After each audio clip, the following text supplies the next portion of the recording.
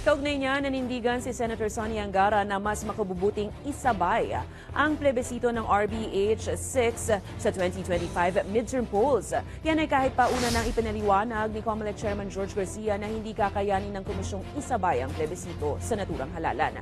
Ayon kay Angara, bukod sa makakamenos ang COMELEC kung pagsasabayin ito, maaari ring mapag-usapan ng mga botante ang charter change sa panahon ng pangangampanya ng mga kandidato. Sa October, ang tansyang deadline ng Senador para tuluyang mabusisi at maaprubahan ng Senado ang RBH 6.